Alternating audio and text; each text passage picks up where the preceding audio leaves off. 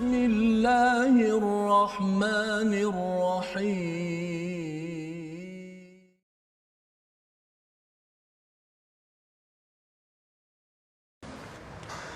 أعوذ بالله من الشيطان الرجيم بسم الله الرحمن الرحيم الحمد لله رب العالمين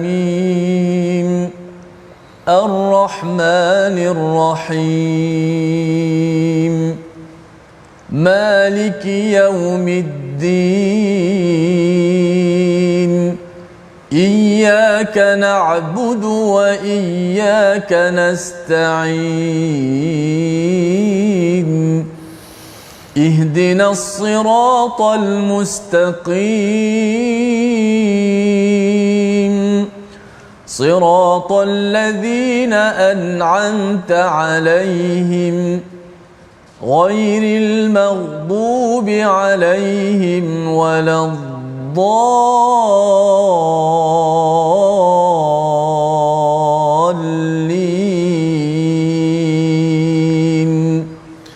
آمين. إن الحمد لله نحمده ونستعينه ونستغفره ونعوذ بالله من شرور أنفسنا ومن سيئات أعمالنا من يهده الله فلا مضل له ومن يضلله فلا هادي له أشهد أن لا إله إلا الله وحده لا شريك له وأشهد أن محمدا عبده ورسوله رب اشرح لي صدري ويسر لي أمري واحلل عقدة من لساني يفقه قولي أما بعد السلام عليكم ورحمة الله وبركاته. Apa khabar tuan-tuan dan puan-puan di luar sana? Harap semuanya berada dalam keadaan sihat walafiat dalam untuk kita lebih mentadabbur Al-Quran pada hari ini. InsyaAllah pada hari ini tuan-tuan kita akan mentadabbur halaman yang ke-550. Ya, halaman yang ke-550 daripada surah Al-Mumtahanah. Surah Al-Mumtahanah. Jadi tuan-tuan dan puan-puan bolehlah daripada awal buka supaya nanti bila kita baca tuan-tuan boleh ikuti bersama-sama. Dan alhamdulillah pada hari ini masih lagi ditemani oleh Al-Fadhil Ustaz Ustaz Tirmizi. Apa khabar Ustaz? Baik, alhamdulillah. Sihat Ustaz? Ya. Semalam tafsiran kita berkobar-kobar orang kata semalam. Harapnya hari ini tenang sikitlah kot insya-Allah. Insya-Allah. Kadang-kadang asyik berkobar bahaya juga. Sakit jantung rasa. Allah. Kan punya semangat kan. Rasa macam nak berjihad je kerja kan.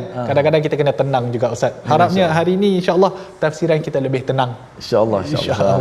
Sihat Ustaz? Alhamdulillah. Hari ini Doktor sihat? Alhamdulillah, alhamdu wal minnah. Alhamdulillah sihat macam ni lah.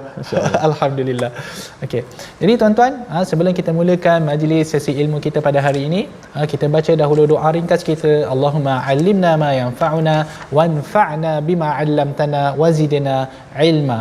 Dan tuan-tuan jangan lupa untuk share dan like Facebook kita agar kebaikan yang kita dapat pada hari ini dapat kita kongsikan bersama.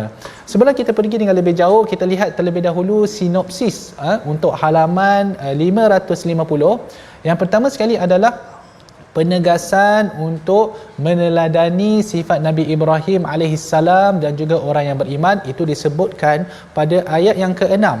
Kemudian kita akan menceritakan serba sedikit tentang hubungan kaum muslimin dengan orang bukan Islam. Itu diceritakan pada ayat yang ke-7 sehinggalah ayat yang ke-9.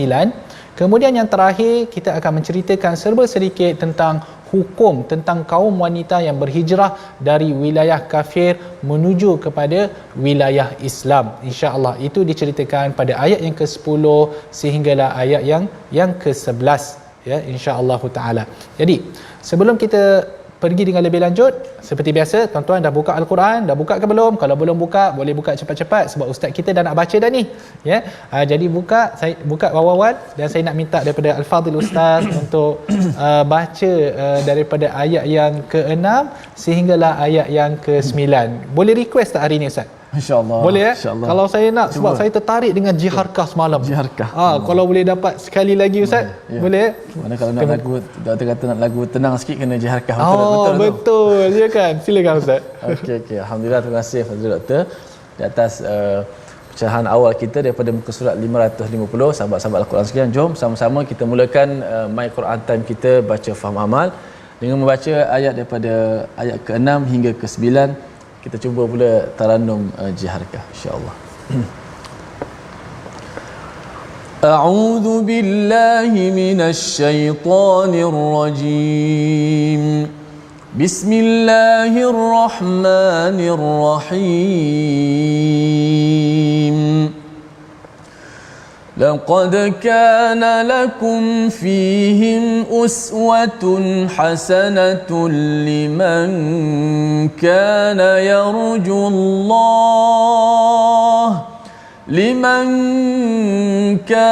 يرجو الله واليوم الآخر ومن يتول فإن الله هو الغني الحميد عسى الله أن يجعل بينكم وبين الذين عاديتم منهم مودة والله قدير والله غفور رحيم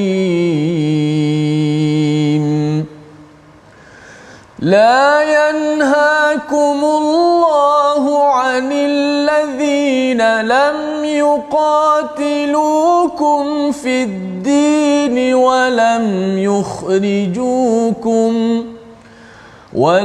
يخرجوكم من دياركم أن تبروهم وتقسطوا إليهم إن الله يحب المقسطين إنما ينهاكم الله عن الذين قاتلوكم في الدين وأخرجوكم من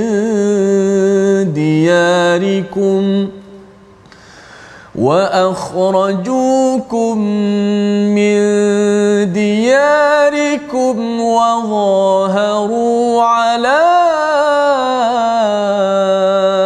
إخراجكم أن تولوهم ومن يتولهم فأولئك هم الظالمون. صدق الله. Sadaqallahul Azim. Allah Subhanahu wa taala berfirman pada ayat yang ke-6, sesungguhnya ada buat kamu contoh dan ikutan yang baik pada Nabi Ibrahim alaihissalam dan pengikut-pengikutnya, iaitu bagi orang yang sentiasa mengharapkan keredaan Allah dan balasan baik hari akhirat, dan sesiapa yang berpaling daripada mencontohi mereka, maka padanya akan menimpa dirinya sendiri, kerana sesungguhnya dialah yang maha kaya lagi maha terpuji. Alhamdulillah tuan-tuan, saya sebenarnya masih lagi terkesan dengan bacaan Al-Fadhil Ustaz, kerana memang betul bacaan Jihharkah ni betul-betul menyentuh hati ya Ustaz. Masya-Allah tabarakallah. Rasa tenang sikitlah hari ini insya-Allah. Ayat yang ini tuan-tuan, ayat yang ke-6 ini kalau kita lihat masih lagi menceritakan tentang bagaimana seseorang itu perlu meneladani satu tauladan yang baik. Ya, kalau kita lihat pada ayat yang pada halaman yang sebelumnya, ayat yang ke-549, di mana Allah Subhanahu wa taala pada ayat yang keempat, kalau tuan-tuan lihat muka surat yang semalam yang kita bincangkan, pada ayat yang keempat Allah memerintahkan agar kita meneladani Nabi Ibrahim alaihissalam, kan, dan juga orang-orang yang beriman padanya, ya. Dan kalau ayat yang ke-6 masih lagi ditegaskan agar kita meneladani mereka, kerana mereka adalah teladan yang baik. Okey, kalau kita meneladani mereka, ini adalah bukti bahawa kita mengharapkan keredaan Allah pada hari kiamat. Jadi jikalau kita beriman kepada Allah, kalau kita beriman kepada hari kiamat, maka adalah menjadi satu kewajipan kepada kita untuk menjadikan para anbiya dan terutama sekali Nabi Muhammad sallallahu alaihi wasallam sebagai contoh ikutan. Jadi kalau kita mengikut mereka di atas dunia, maka insya-Allah Allah akan menggolongkan kita bersama mereka pada hari akhirat. Sebab itu pada hari akhirat seseorang itu akan digolongkan bersama dengan siapa yang dia sayang. Jadi kalau tuan-tuan sayang kepada Nabi Muhammad sallallahu alaihi wasallam, kalau tuan-tuan sayang kepada Nabi Ibrahim alaihi salam, tuan-tuan sayang kepada orang-orang yang beriman, maka ikutlah tindakan dan juga apa yang mereka telah lakukan sebelum-sebelum ini daripada amalan-amalan yang baik, ya. Kemudian Allah Subhanahu wa taala menyebut wa may yatawalla, dan barang siapa yang berpaling, maksudnya tidak mau ikut, tak mau ikut, kan, degil, keras kepala, maka ketahuilah fa innallaha huwal ghaniyyul hamid, maka sesungguhnya Allah dia yang maha kaya lagi maha terpuji, kan. Ayat ini samalah juga kalau kita kata waman asaa fa'alaiha, barang siapa yang asyik melakukan perbuatan buruk, maka akibat daripada perbuatan itu hanya akan menimpa dirinya. Dan Allah Subhanahu wa taala tidak terkesan walaupun sedikit, kan, kerana Allah ghani, maha kaya, dia tidak memerlukan kepada yang lain, hamid, lagi maha terpuji. Kalau Allah nak memberikan rahmat, tidak ada siapa yang boleh menghalang, dan kalau Allah nak memberi azab, maka sama juga tidak ada siapa yang boleh terselamat. Maka kita mengharapkan keridaan Allah. Maka kalau kita nak selamat, tuan-tuan, maka teladanilah orang-orang yang soleh yang datang sebelum kita. Ikutilah. Kalau kita tak boleh nak berjumpa dengan Nabi sallallahu alaihi wasallam, tetapi sekarang kita katalah jelmaan, bukan jelmaan, cerminan, itu dia. Cerminan kepada Nabi sallallahu alaihi wasallam adalah para ulama. Para ulama, akhlak mereka mencerminkan apa yang diajar oleh Nabi sallallahu alaihi wasallam. Maka lihatlah para ulama yang ada pada zaman sekarang dan cubalah ikuti akhlak mereka daripada akhlak-akhlak yang baik. Kemudian Allah menyebut pada ayat yang ke-7, asallahu an yaj'ala bainakum wa bainal ladzina 'adaitum minhum mawaddah. Semoga Allah akan menimbulkan perasaan kasih sayang antara kamu dengan orang-orang yang kamu musuhi daripada kaum kerabat kamu itu, dengan jalan menjadikan mereka insaf dan memeluk Islam, ya. Wallahu qadir, dan Allah maha kuasa ke atas setiap sesuatu. Wallahu ghafurur rahim, dan Allah maha pengampun lagi maha mengasihani. Kalau tuan-tuan masih ingat lagi, di dalam hari semalam bila kita menceritakan tentang halaman yang ke-549, kita banyak meletakkan batasan di mana kita tidak boleh mengambil teman setia daripada orang kafir, dan kita perlu memerangi mereka, dan kita perlu sekian dan sekian, kan. Sebab tu saya sebutkan semalam, semangat kita berkobar-kobar kerana ayat ini menceritakan tentang konteks di mana berlaku pertembungan antara orang Islam dan orang kafir. Maka para sahabat Nabi sallallahu alaihi wasallam, ialah mereka juga adalah manusia biasa. Yang duduk di sebelah sana, maksudnya yang berada di bumi Mekah, ada di kalangan mereka itu yang merupakan ahli keluarga dan kerabat mereka. Jadi semestinya mereka ini bukan kita kata menentang ataupun syak kepada ragu-ragu kepada Nabi SAW, tidak. Tetapi mereka akan mengikut Nabi SAW.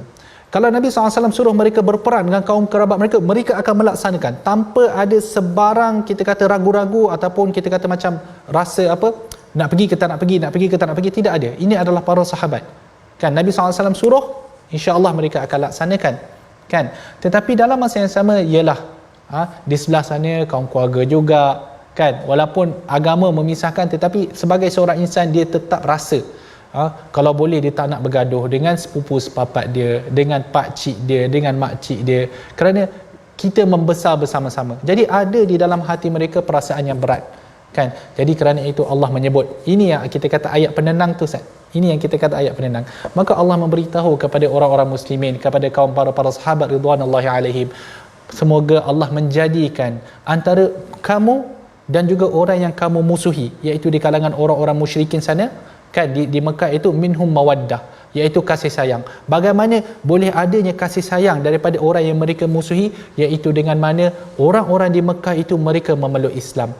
Maka seperti mana yang kita pernah sebutkan, dengan masuknya Islam, dengan keimanan, maka terlerailah segala permusuhan. Kerana itu bila kita lihat dalam sejarah Nabi SAW, dalam sirah Nabi SAW, ketika berlakunya Fathu Makkah, ketika berlakunya pembukaan kota Makkah, ra'aitan nasa yadkhuluna fi dinillahi afwaja, dan kamu akan melihat ramai manusia yang masuk ke dalam Islam berbondong-bondong, kan. Maka ketika itu ramailah yang masuk, antara dia Abu Sufyan, antara dia Suhail ibn Amru, antara dia Hakim ibn Hizam, dan ramailah lagi orang-orang lain yang mula masuk Islam. Jadi bila mereka masuk Islam, tuan-tuan, kita boleh bayangkan perasaan gembira orang muslimin, iaitu di mana orang yang mereka kasihi sekarang sudah masuk Islam. Maka sekarang terbinalah satu kasih sayang yang bukan hanya kerana pertalian kerabat, tetapi kerana pertalian keimanan. Dan itu yang paling penting dan yang paling membahagiakan seseorang, ya. Kemudian Allah Subhanahu wa taala menyebut, la yanhaakumullahu 'anil ladzina lam yuqatilukum. Okey, ayat ini akan menetapkan satu kaedah bagaimana kita bermuamalah dengan orang kafir, di mana Allah menyebut Allah tidak melarang kamu daripada berbuat baik dan berlaku adil kepada orang-orang yang tidak memerangi kamu kerana agama kamu, wa lam yukhrijukum min diyarikum, dan mereka tidak mengeluarkan kamu daripada kampung halaman kamu, wa antabarruhum wa tuqsitu ilaihim innallaha yuhibbul muqsitin. Sesungguhnya Allah mencintai orang-orang yang berbuat adil. Okey, ini adalah satu kaedah yang perlu kita fahami baik-baik. Okey, kalau dalam ayat-ayat yang lepas kita kata semangat berkobar-kobar, ada setengah orang kata dalam, saya ingat lagi, semangat mak kilau, kan. Tapi kalaulah dalam ayat ini kita, bila mana kita hidup dalam keadaan yang aman, contohnya alhamdulillah kita sekarang di bumi Malaysia ni, alhamdulillah kita hidup dalam keadaan yang aman, maka kaedah dia adalah Allah tidak melarang kita untuk berbuat baik kepada mereka yang tidak memerangi kita, ya, mereka yang tidak mengeluarkan tidak daripada kediaman kita, dalam erti kata lain mereka yang tidak menzalimi kita. Maka di situ kita hendaklah berbuat baik kepada mereka. Dan itulah yang berlaku pada zaman Nabi sallallahu alaihi wasallam. Pada satu ketika Asma binti Abu Bakar, ibunya datang. Pada ketika itu ibunya belum lagi masuk Islam. Jadi ibunya datang hendak berjumpa dengan Asma, memberikan hadiah kepada Asma. Sebab apa? Dia nak mentautkan balik silaturahim, kan, antara Asma dan juga ibunya. Jadi Asma binti Abu Bakar rasa bersalah kerana nak menerima hadiah tersebut, kan, rasa bersalah nak tautkan balik perhubungan itu. Maka ditanya kepada Nabi sallallahu alaihi wasallam, Nabi sallallahu alaihi wasallam kata, sambungkan balik silaturahim. Walaupun ibumu pada ketika itu belum masuk Islam, tetapi tautkanlah silaturahim. Maka begitulah juga para sahabat yang lain, mereka mula-mula rasa, orang kata apa, macam ragu-ragu. Boleh ke nak sambung balik hubungan ni? Sebab selama ni kita bergaduh, selama ni kita berperang. Maka Allah kata tidak apa. Inilah akhlak Muslim yang sebenar. Di mana kita, bila mana kita tidak diperangi, bila mana kita tidak disakiti, bila mana agama Islam itu tidak dihina, maka kita hendaklah berbuat baik, dan bukan setakat itu, wa tuqsitu ilaihim, dan berlaku adil. Maka kita hendak berlaku adil. Jadi dalam konteks kita di negara Malaysia, kita ada macam-macam agama. Yang paling besar ialah kita ada agama Buddha, kita ada agama Hindu, kan, ada juga agama-agama yang lain, agama Kristian dan sebagainya. Jadi selagi mana tidak ada permusuhan, tidak menzahirkan permusuhan, selagi mana mereka ini melayan kita dengan baik, maka sebagai umat Islam kita wajib melayan mereka dengan layanan yang baik. Dan ini sama dengan hadis, dengan dalam ayat Al-Quran, waqulu linnasi husna, dan berkata baiklah kamu kepada manusia, tak kisahlah orang Islam ataupun orang yang bukan Islam, selagi mana mereka tidak memusuhi kamu, memerangi kamu, selagi mana mereka tidak menghina Islam, maka kita perlu berbuat baik kepada mereka dan berlaku adil juga. Maksudnya kalau kita berjual beli, kontrak yang kita ada, kita perlu penuhi kontrak tersebut, kan. Kalaulah kita kata hak mereka, kita perlu berikan kepada mereka hak mereka. Janganlah kita merampas daripada mereka hak mereka hanya kerana mereka bukan Islam. Tidak boleh. Di dalam Islam, keadilan itu adalah yang penting, yang paling penting. Islam itu tertegak dengan keadilan, ya. Jadi antabarruhum wa tuqsitu ilaihim, ya. Jadi sebab itu kalau kita lihat juga di dalam surah Luqman, kadang-kadang ini berlaku di luar sana, di mana anaknya masuk Islam, mak ayah dia tak masuk Islam. Kemudian mak ayah dia tak suka dia masuk Islam. Maka dalam keadaan itu, wa in jahadaka ala an tusyrika bima laysa laka bihi ilmun fala tuti'huma. Jikalau ibu bapa kamu menghalang kamu untuk mematuhi Allah Subhanahu wa taala, jangan mentaati mereka, tetapi wasahibahuma fid dunya ma'rufa, tetapi kamu hendaklah melayanan mereka, memberi layanan kepada mereka dengan layanan yang baik. Itu sama juga yang disebutkan dalam ayat yang ke-8 tadi.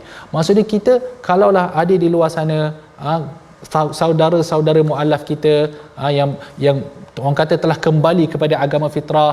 Kalaulah ada ahli keluarga mereka yang belum lagi mendapat hidayah, maka menjadi kewajipannya pada ketika itu untuk sentiasa berbuat baik kepada mereka. Kan tuan-tuan, janganlah kita menjadi fitnah terhadap orang kafir. Ingat lagi dalam ayat halaman yang ke-549 diceritakan bagaimana kita berdoa agar kita tidak menjadi fitnah. Maksudnya jangan disebabkan kita orang lain lari daripada Islam. Jangan tuan-tuan. Janganlah akhlak kita menggambarkan bahawa Islam itu adalah agama yang zalim. Jangan disebabkan akhlak kita yang menggambarkan Islam itu adalah agama yang teruk, jadi orang lain lari daripada agama Islam. Jadi sekarang kita lihat terlebih dahulu perkataan pilihan kita pada hari ini tuan-tuan. Perkataan pilihan kita adalah halala. Asal dia adalah halala menjadi halla. Itu adalah halal dan juga boleh.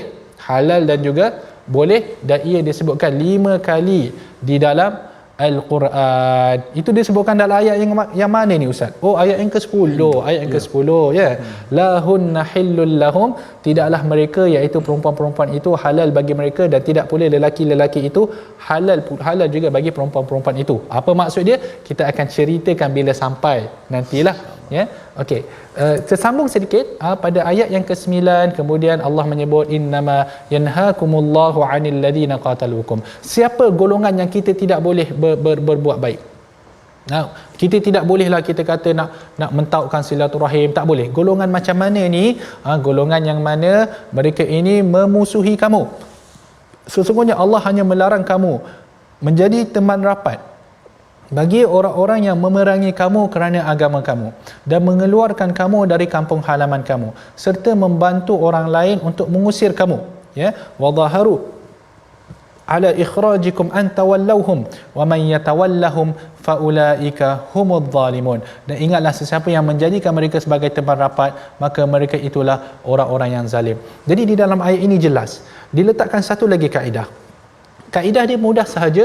Siapa yang memerangi kita, maka kita akan, orang kata apa, bermuamalah dengan benda yang sama, dengan cara yang sama. Kamu musuh kepada aku akan memusuhi kamu. Kerana agama Islam bukan satu agama yang naif. Kita bukan satu agama yang lemah. Kita bukan satu agama yang boleh dipijak. Kan? Orang tidak boleh mempermainkan agama kita, walaupun ada kat luar sana yang masih lagi mempermainkan agama Islam. Tetapi tenang Ustaz, dia kena tenang. Hari ni kitanya konsep kita tenang.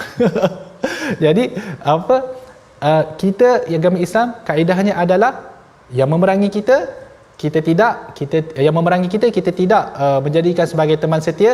Yang tidak memerangi kita, maka kita boleh berbuat baik kepada mereka, bukan menjadikan teman setia pun, berbuat baik kepada mereka, dan juga kita akan apa? Kita akan berlaku adil kepada mereka. Jadi kita berehat sebentar. My Quran Time, baca, faham, amal.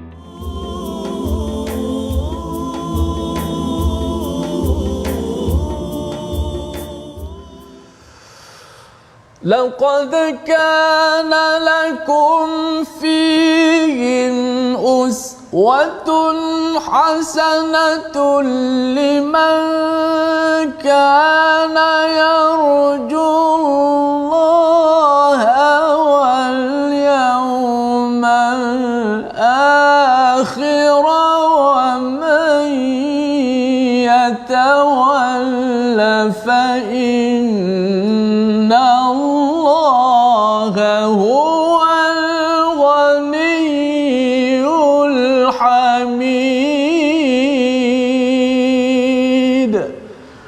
Sesungguhnya ada buat kamu contoh dan ikutan yang baik pada Nabi Ibrahim dan pengikut-pengikutnya, iaitu bagi orang-orang sentiasa mengharapkan keredaan Allah dan balasan yang baik di hari akhirat, dan sesiapa yang berpaling daripada mencontohi mereka maka padahnya akan menimpa dirinya sendiri. Kerana ingatlah sesungguhnya Allah dialah yang maha kaya lagi maha terpuji. Inilah penegasan sekali lagi yang dibuat oleh Allah Subhanahu Wa Taala dalam ayat ke-6 tentang bagaimana pentingnya kita mengikut contoh uswatun hasanah. Alhamdulillah sahabat-sahabat terus setia dalam My Quran Time baca faham amal. Kita nak teruskan lagi pada bahagian yang kedua ayat 10 ke 11. Sebelum tu kita belajar sedikit tajwid pada hari ini. Jom kita lihat slide kita pada ayat yang ke-8 yang kita telah baca tadi. Antabarruhum wa tuqsitu ilaihim innallaha yuhibbul muqsitin. Sempurnakan sebutan huruf qaf, huruf sin, huruf ta pada kalimah tuqsitu dan juga al-muqsitin. Okey, dalam kalimah ni pertama sekali antabarru wa tuqsitu, huruf qaf yang mati, kemudian ada huruf sin yang berbaris di bawah, kemudian ada huruf ta yang baris depan, huruf ta yang tebal. Maka kita nak jaga kalimah tuqsitu dengan muqsitin ni supaya yang pertama sekali tuqa, qaf tu mati qalqalah, dan huruf qaf tu huruf yang tebal, huruf yang isti'la yang tinggi. Kemudian kita nak menjaga sifat nipis sin yang berbaris di bawah. Si, tuqa, si. Tak boleh baca si, itu sad. Si, nak nipiskan sin. Kerana sin kalau kita tebalkan si, kita tebalkan sin itu, dia akan jadi sad. Si, si. Beza sedikit. Kemudian kita nak kekalkan sifat tebal ta bagi depan tu. Okey, kita buat contoh dulu. Antabarruhum wa tuqsitu wa tuqsitu. Okey, jangan tebalkan sin yang baris bawah. Jangan baca wa tuqsitu. Kalau kita tebalkan sin juga terpengaruh dengan sebelum tu qaf yang tebal, maka sin akan jadi sad. Kemudian bila kita nipiskan sin wa tuqsitu, kemudian ta di selepas sin tu mesti ditebalkan. Jangan kita nipiskan ta. Kalau ta yang tebal yang baris depan tu kita nipiskan, dia automatik akan jadi ta. Wa tuqsitu, kalau tu itu ta. Maka kita nak jagakan huruf yang kita kata apa, sifatnya berubah-ubah dalam setiap huruf itu, kita jaga. Yang kedua pada kalimah muqsitin, innallaha yuhibbul muqsitin. Jelaskan qaf yang tebal muqa, kemudian sin yang berbaris di bawah si nipiskan, kemudian ta yang berbaris di bawah juga ditebalkan. Innallaha yuhibbul muqsitin. Jangan baca muqsitin. Sebab sin nipis, ta pun kita nipis sekali lah, sekali borong je lah. Jadi bila sekali borong macam tu, ta yang sepatut tebal dia bunyi ta. Muqsitin tak boleh. Kita baca muqsiti. Okey, kita baca sama-sama. 1 2 mula. Innallaha yuhibbul muqsitin. Begitu sikit sebanyak kita cuba latih kita punya lidah kita, kefasihan dalam menyebut huruf yang tebal nipis secara berdekatan begitu. Wallahu alam. Doktor sila.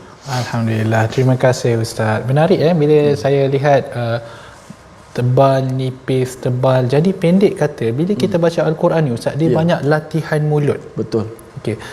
Tiba-tiba timbullah idea ni, mungkin pernah dibincangkan ke sebelum ni. Mungkin untuk anak-anak yang ada masalah percakapan. Ya.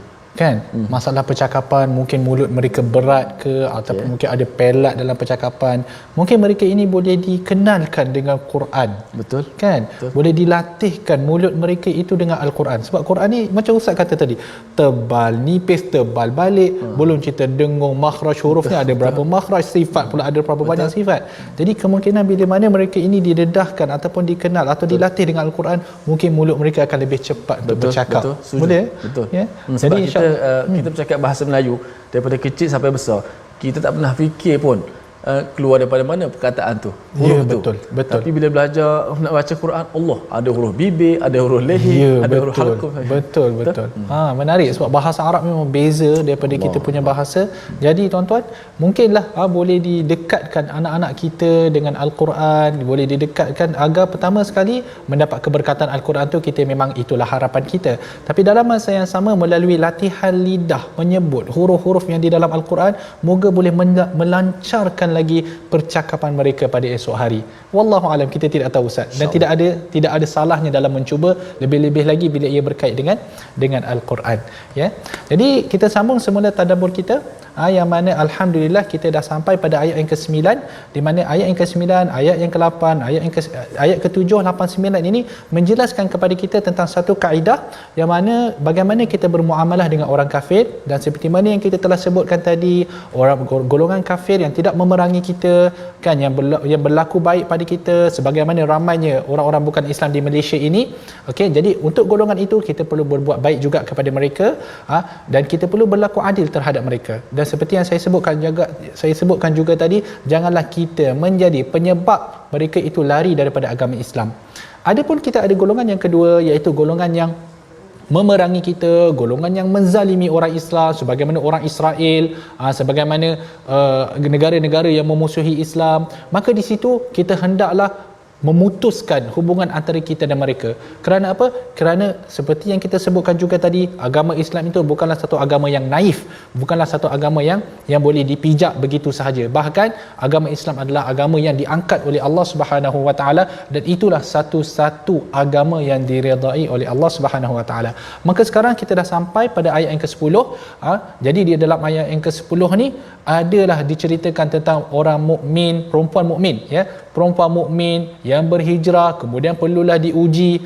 Apa cerita dia ni? Kita tunggu sebentar lagi, kita beri laluan terlebih dahulu kepada Al-Fadhil Ustaz untuk membaca. Dan sekali lagi Ustaz, kalau boleh jiharkan Ustaz, ya, boleh, ya. Terima kasih Ustaz. Alhamdulillah. Baik, masya-Allah, dah tuan guru sebut gitu, kita ikut insya-Allah. Cuba insya-Allah sambung pada ayat ke-10 dan 11. Sebelum itu kita doakan juga kepada sahabat-sahabat kita di Facebook yang menceritakan tentang border mereka sedang bertanggung nyawa di Hospital Peminat My Quran Time. Mudah-mudahan Allah Taala permudahkan segala urusannya, berikan kesembuhan yang terbaik, berikan terbaik dan beri kesabaran kepada ahli keluarga semua. Dan terima kasih pada semua sahabat-sahabat terus mereka buat nota apa yang doktor cakap, mereka buat nota, mereka saling balik di Facebook, saling balik di dalam nota. Mudah-mudahan menjadi asbab kebaikan semua insya-Allah. Insya-Allah. Amin. Kita terus baca ayat ke-10 hingga ke-11 surah Al-Mumtahanah. أعوذ بالله من الشيطان الرجيم يا أيها الذين آمنوا إذا جاءكم المؤمنات مهاجرات فامتحنوهن الله أعلم بإيمانهن فإن علمتموهن مؤمنات فلا ترجعوهن إلى الكفار لا هن حل لهم ولا هم يحلون لهم لا هن حل لهم ولا هم يحلون لهم وآتوهم ما أنفقوا ولا جناح عليكم أن تنكحوهن إذا آتيتموهن أجورهن ولا تمسكوا بعصم الكوافر واسألوا ما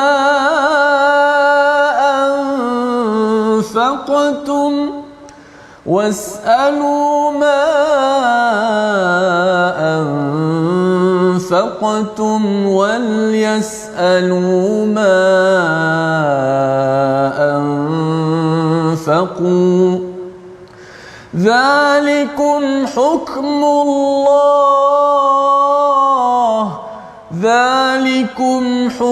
الله يحكم يحكم بينكم والله عليم حكيم وإن فاتكم شيء من أزواجكم إلى الكفار فعاقبتم فآتوا الذين ذهبت أزواجهم مثل ما أنفقوا واتقوا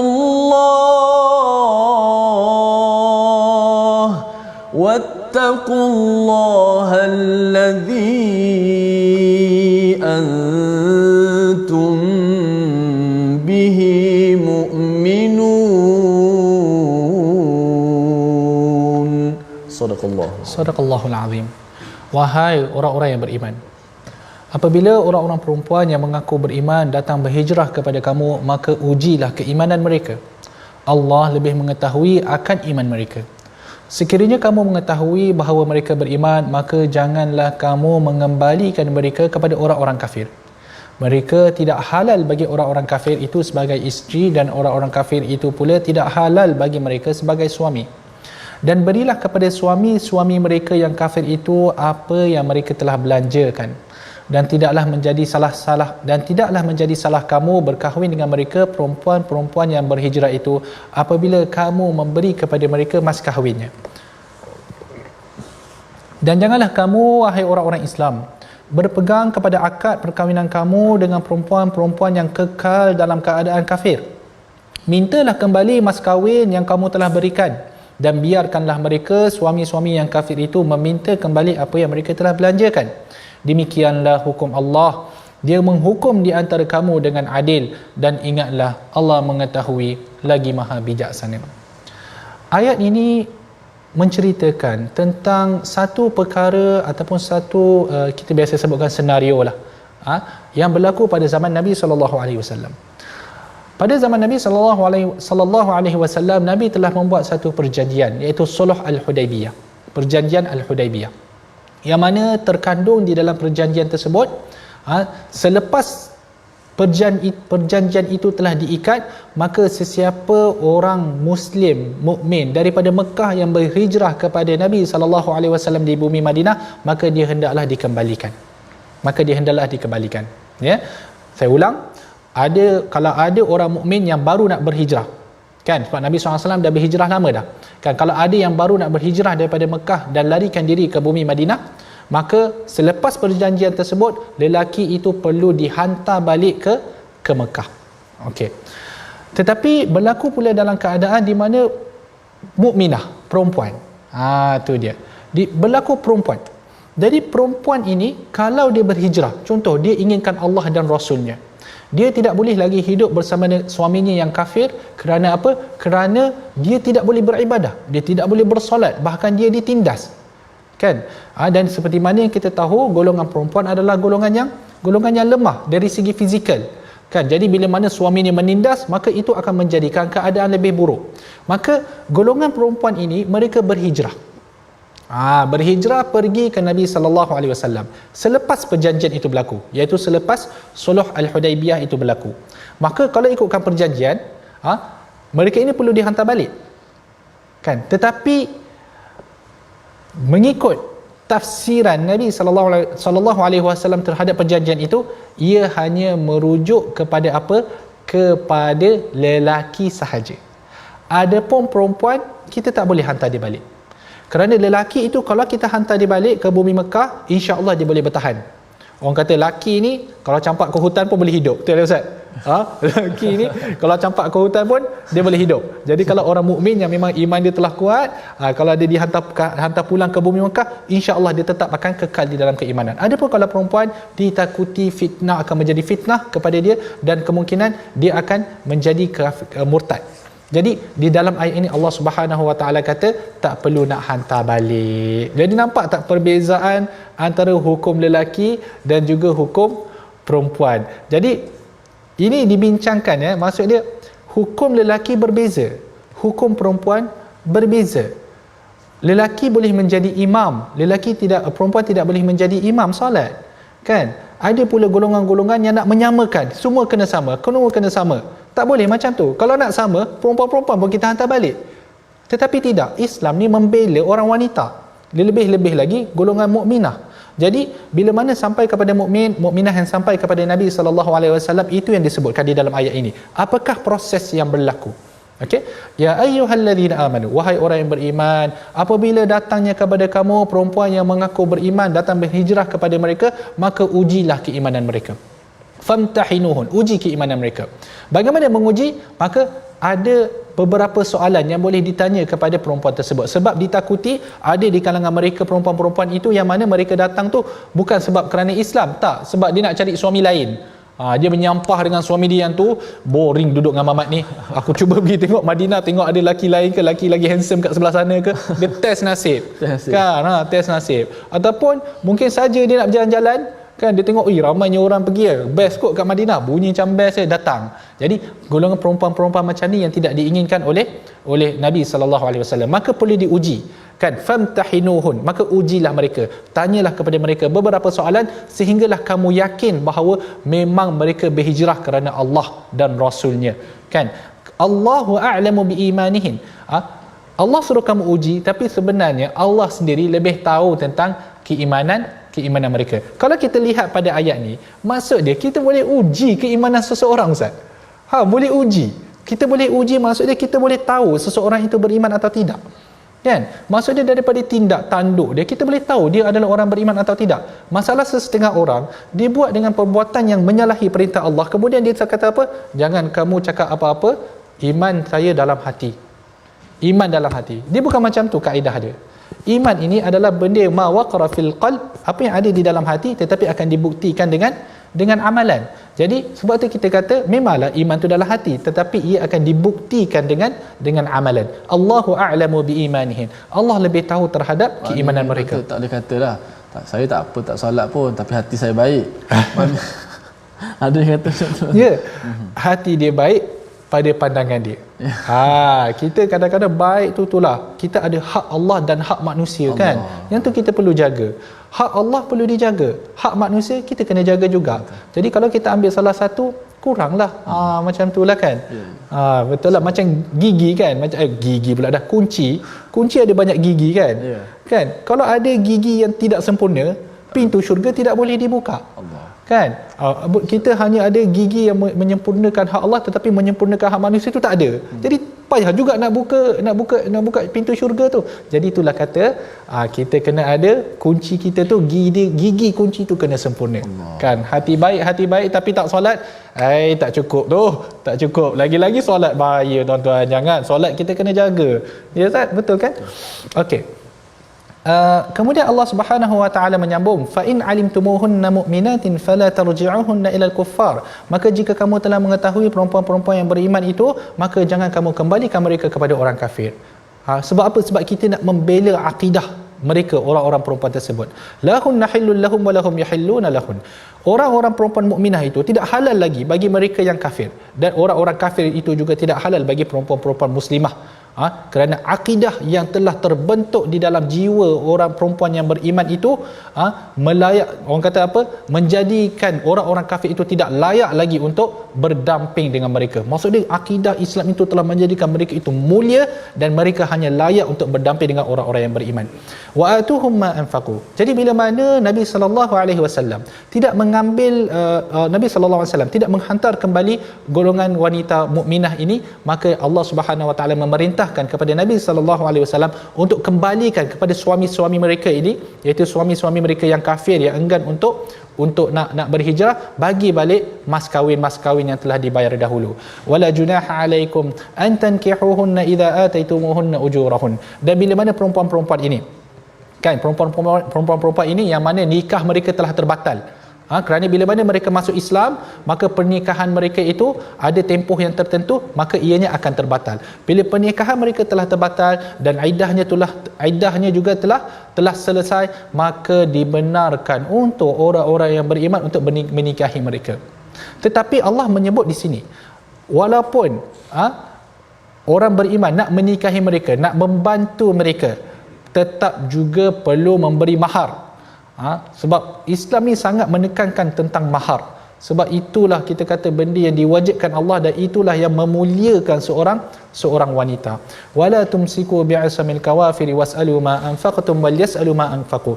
Adapun janganlah kamu berpegang dalam ikatan isteri-isteri yang kafir, dan kamu mintalah apa yang telah mahar yang kamu telah berikan, dan hendaklah mereka meminta apa yang mereka telah berikan, iaitu orang kafir. Itulah dzalikum hukmullah yahkumu bainakum wallahu alimun hakim. Dan di dalam ayat yang ke-11, dan jika luput daripada kamu sesuatu daripada isteri kamu kepada orang kafir, maka kamu lalu kamu mengalahkan mereka, maka kamu berikan kepada orang-orang yang telah lari itu isteri-isteri mereka sebesar mahar yang telah mereka berikan, dan bertakwalah kepada Allah yang kamu kepadanya orang-orang yang beriman. Kita lihat resolusi dan tindakan yang kita boleh dapat pada hari ini, tuan-tuan. Yang pertama adalah kita tanamkan rasa kasih sayang kepada sesama manusia. Yang kedua, kita berbuat baik tidak kira kepada sesiapa kecuali kepada penghina agama Islam. Dan yang ketiga, kita memastikan keislaman pasangan sebelum bernikah. Itu yang ke-10. Itu yang kita boleh ambil daripada ayat yang ke-10 dan juga ayat yang ke-11. Menarik memastikan keislaman. Maksudnya bila kita nak mencari pasangan, tuan-tuan, kita carilah pasangan yang boleh membawa kita ke syurga Allah Subhanahu Wa Taala. Ada betul, ada orang katakan dia pilih pasangan ni tak apa, dia kata boleh menikahi orang Kristian, dia kata boleh, kan? Ia betul, memang tidak dinafikan. Tetapi para ulama sangat itu pun ada syarat dia. Menikahi orang Kristian tu pun ada syarat-syaratnya lagi, bukan secara itlak, bukan secara boleh saja semua, tidak, ada syarat-syaratnya. Tetapi yang terbaik, nak mencari ibu untuk anak kita, carilah di kalangan orang yang beriman. Jadi kita berdoa sedikit, Ustaz, silakan. Bismillahirrahmanirrahim. Alhamdulillahirabbil alamin, wassalatu wassalamu ala asyrafil anbiya'i wal mursalin wa ala alihi wa sahbihi ajma'in. Allahumma ighfir lana dhunubana wa kaffir 'anna sayyi'atina wa tawaffana ma'al abrar. Allahumma shfi mardana, Allahumma shfi mardana, Allahumma shfi mardana warham mautana. Ya Allah, Tuhan kami, ada di kalangan sahabat-sahabat kami, ya Allah, ketika ini sedang diuji, ya Allah, mereka diuji dengan kesakitan, ya Allah, mereka diuji dengan kesusahan, ya Allah, mereka diuji, ya Allah, dengan kesedihan, ya Allah. Ya Allah, kesembuhkanlah penyakit-penyakit mereka, ya Allah. Kesembuhkanlah orang-orang yang sakit di kalangan kami, ya Allah. Ya Allah, kegantikanlah mereka dengan yang lebih baik, ya Allah. Sabarkanlah mereka, ya Allah. Ya Allah, campakkanlah kegembiraan kepada mereka, ya Allah. Ya Allah, kami yakin setiap kesusahan pasti akan ada kesenangan, ya Allah. Gembirakanlah hati mereka, ya Allah. Sahabat-sahabat kami yang sedang berduka cita ini, ya Allah, ampunkanlah dosa mereka, ya Allah. Bila kebaikan kepada mereka semua, ya Allah. Amin, amin ya rabbal alamin. Walhamdulillahi rabbil alamin. Alhamdulillah, sahabat-sahabat semua, mudah-mudahan Allah Subhanahu Wa Taala mempermudahkan segala urusan sahabat-sahabat kita semua yang sedang diuji, dengan sakit, yang sedang diuji dengan kesusahan, kesedihan. Kita mengharapkan Allah Subhanahu Wa Taala memberikan kegembiraan buat mereka, insya-Allah. Yakinlah, inna ma'al usri yusra, sungguhnya setiap kesusahan itu pasti akan ada kesenangan, insya-Allah.